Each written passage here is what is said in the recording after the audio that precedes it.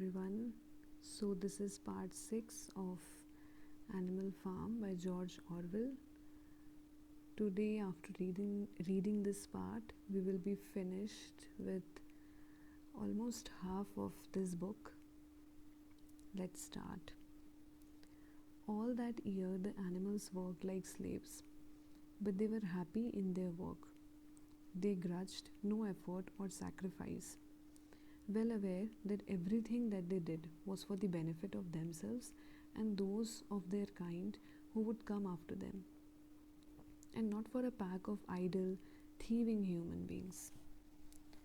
Throughout the spring and summer, they worked a 60-hour week, and in August, Napoleon announced that there would be work on Sunday afternoons as well. This work was strictly voluntary, but any animal who absented himself from it would have his rations reduced by half. Even so, it was found necessary to leave certain tasks undone. The harvest was a little less successful than in the previous year, and 2 fields which should have been sown with roots in the early summer were not sown because the plowing had not been completed early enough. It was possible to foresee that the coming winter would be a hard one. The windmill presented unexpected difficulties. There was a good quarry of limestone on the farm, and plenty of sand and cement had been found in one of the outhouses, so that the materials for building were at hand. But the problem the animals could not at first solve was how to break up the stone into pieces of suitable size. There seemed no way of doing this except with picks and crowbars, which no animal could use, because no animal could stand on his hind legs. Only after weeks of vain effort did the right idea occur to somebody, namely, to utilize the force of gravity. Huge boulders, far too big to be used as they were lying all over the bed of the quarry. The animals lashed ropes around these, and then all together, cows, horses, sheep, any animal that could lay hold of the rope, even the pigs sometimes, joined in at critical moments. They dragged them with desperate slowness up the slope to the top of the quarry, where they were toppled over the edge to shatter to pieces below. Transporting the stone when it was once broken was comparatively simple. The horses carried it off in cart loads. The sheep dragged single blocks. Even Muriel and Benjamin yoked themselves into an old governess cart and did their share. By late summer, a sufficient store of stone had accumulated, and then the building began under the superintendence of the pigs. But it was a slow, laborious process. Frequently, it took a whole day of exhausting effort to drag a single boulder to the top of the quarry, and sometimes, when it was pushed over the edge, it failed to break.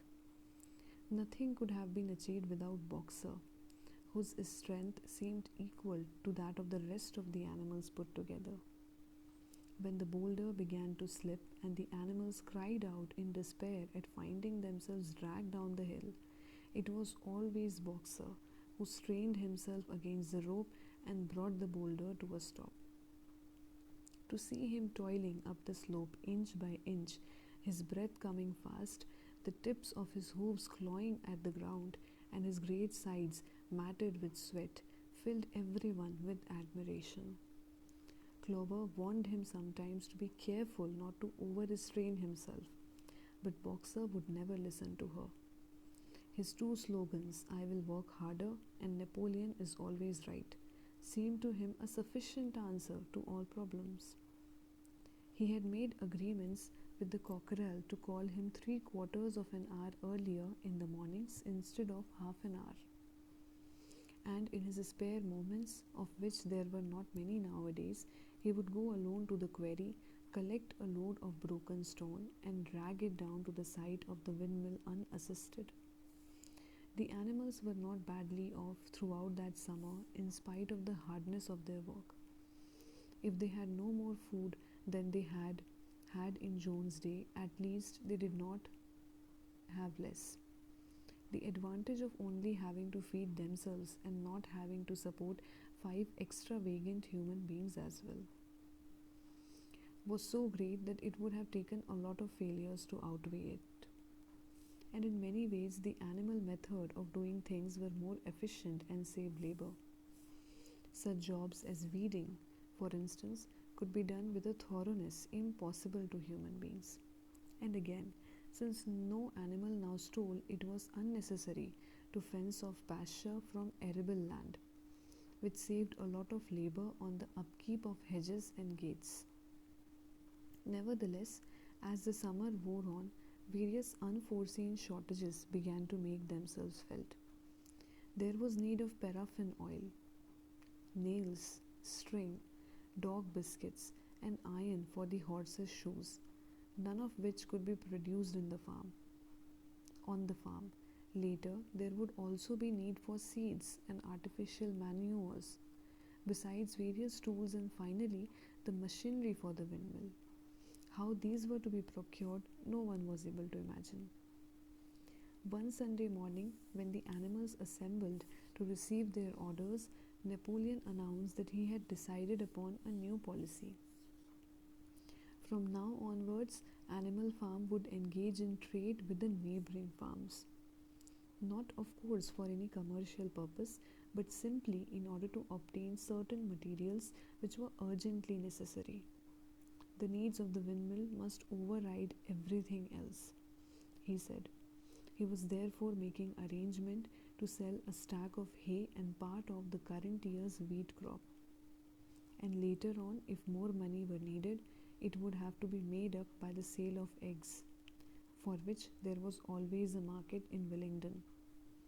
The hens, said Napoleon, should welcome this sacrifice as their own special contribution towards the building of the windmill. Once again, the animals were conscious of a vague uneasiness. Never to have any dealings with human beings, never to engage in trade, never to make use of money. Had not these been among the earliest resolutions passed at that first triumphant meeting after Jones was expelled? All the animals remembered passing such resolutions, or at least they thought that they remembered it. The 4 young pigs who had protested when Napoleon abolished the meetings raised their voices timidly, but they were promptly silenced by a tremendous growling from the dogs. Then, as usual, the ship broke into 4 legs good, 2 legs bad, and the momentary awkwardness was smoothed over. Finally, Napoleon raised his trotter for silence and announced that he had already made all the arrangements. There would be no need for any of the animals to come in contact with human beings, which would clearly be most undesirable. He intended to take the whole burden upon his own shoulders. A Mr. Whymper, a solicitor living in Wellington, had agreed to act as intermediary between Animal Farm and the outside world, and would visit the farm every Monday morning to receive his instructions. Napoleon ended his speech with his usual cry of "Long live Animal Farm," and after the singing of Beasts of England, the animals were dismissed. Afterwards, a squealer made a round of the farm and set the animals' minds at rest. He assured them that the resolution against engaging in trade and using money had never been passed or even suggested. It was pure imagination, probably traceable in the beginning to lies circulated by Snowball. A few animals still felt faintly doubtful, but Squealer asked them shrewdly, "Are you certain that this is not something that you dreamed, comrades? Have you any record of such a resolution? Is it written down anywhere?" And since it was certainly true that nothing of the kind existed in writing, The animals were satisfied that they had been mistaken.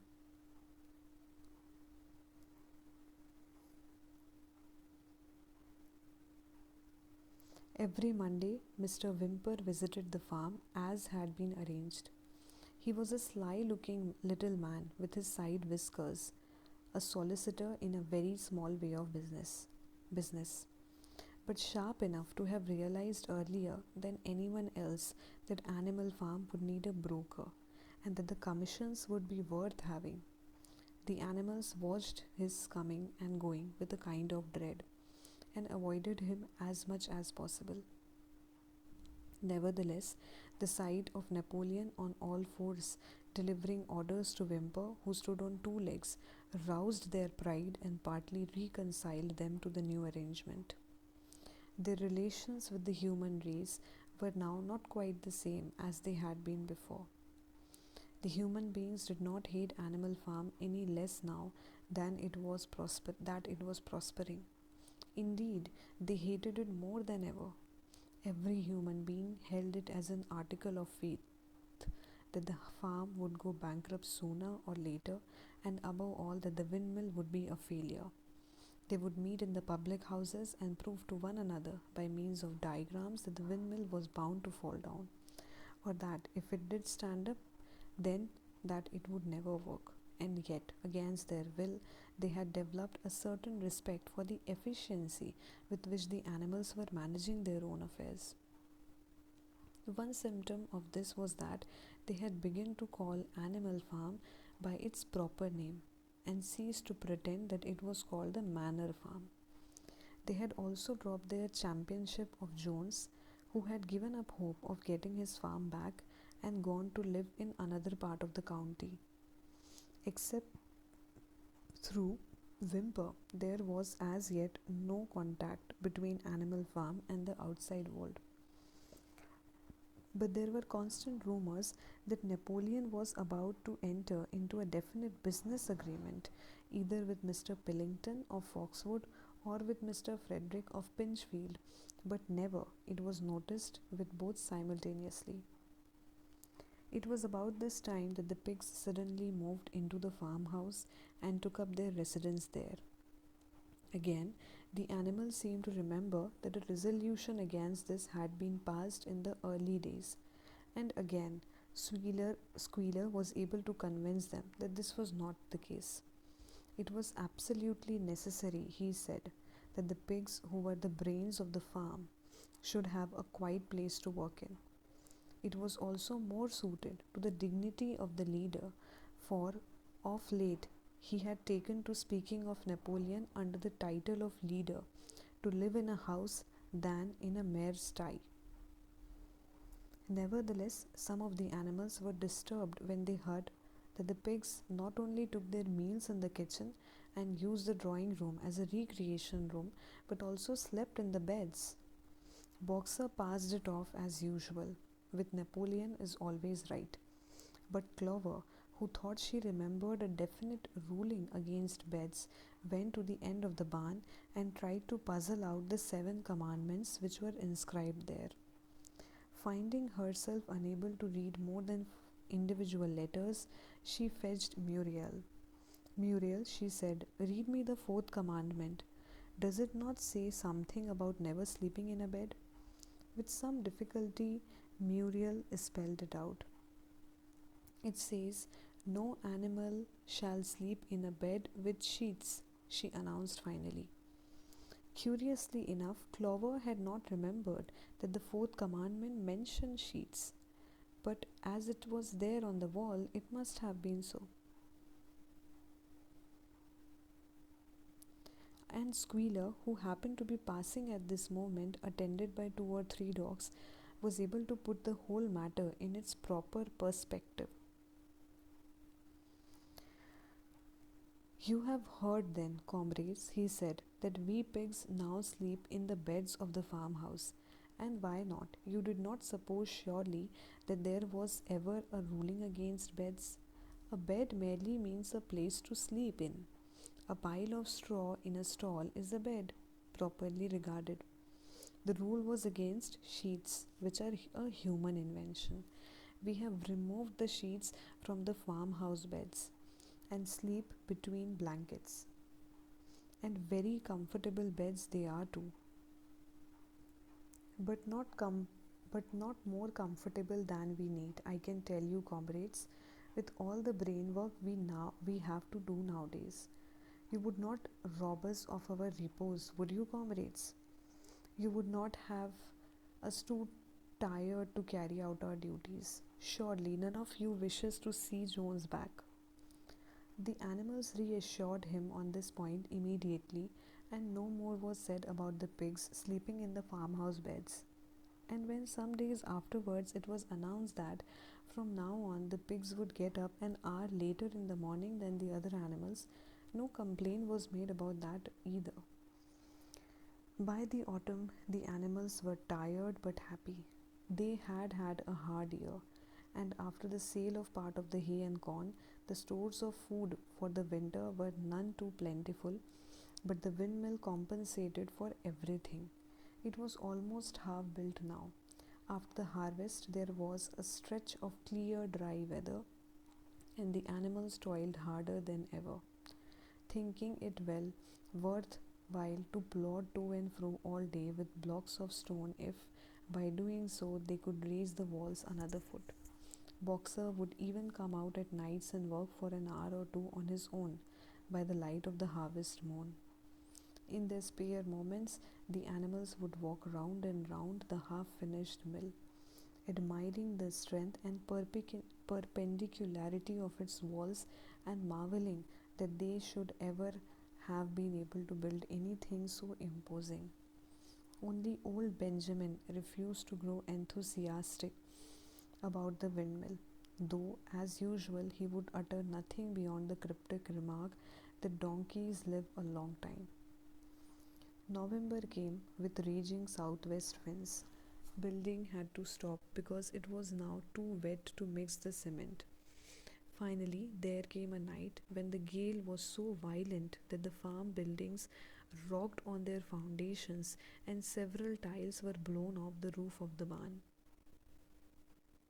The hens woke up squawking with terror because they had all dreamed simultaneously of hearing a gun go off in the distance.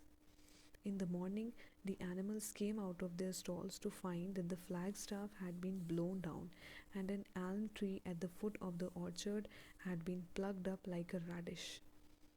They had just noticed this when a cry of despair broke from every animal's throat. A terrible sight had met their eyes. The windmill was in ruins. With one accord, they dashed down to the spot. Napoleon, who seldom moved out of a walk, raced ahead of them all. Yes, there it lay, the fruit of all their struggles, levelled to its foundations. The stones they had broken and carried so laboriously scattered all around. Unable at first to speak, they stood gazing mournfully at the litter of fallen stone. Napoleon paced to and fro in silence, occasionally snuffing at the ground. His tail had grown rigid and twitched sharply from side to side, a sign in him of intense mental activity. Suddenly he halted as though his mind were made up. "Comrades," he said quietly, "do you know who is responsible for this? Do you know the enemy who has come in the night and overthrown our windmill? Snowball," he suddenly roared in a voice of thunder. "Snowball has done this thing, in sheer malignity, thinking to set back our plans and avenge himself for his ignominious expulsion. This traitor has crept here under cover of night and destroyed our work of nearly a year. Comrades, hear, and now I pronounce the death sentence upon Snowball. Animal hero second class, and half a bushel of apples to any animal who brings him to justice. A full bushel to anyone who captures him alive." The animals were shocked beyond measure to learn that even Snowball could be guilty of such an action. There was a cry of indignation, and everyone began thinking out ways of catching Snowball, if he should ever come back. Almost immediately, the footprints of a pig were discovered in the grass at a little distance from the knoll. They could only be traced for a few yards, but appeared to lead to a hole in the hedge. Napoleon snuffed deeply at them and pronounced them to be snowballs. He gave it as his opinion that Snowball had probably come from the direction of Foxwood Farm. "No more delays, comrades," cried Napoleon when the footprints had been examined. "There is work to be done. This very morning we begin rebuilding the windmill, and will build all through the winter, rain or shine. We will teach this miserable traitor that he cannot undo our work so easily. Remember, comrades, there must be no alteration in our plans. They shall be carried out to the day. Forward, comrades! Long live the windmill! Long live Animal Farm!"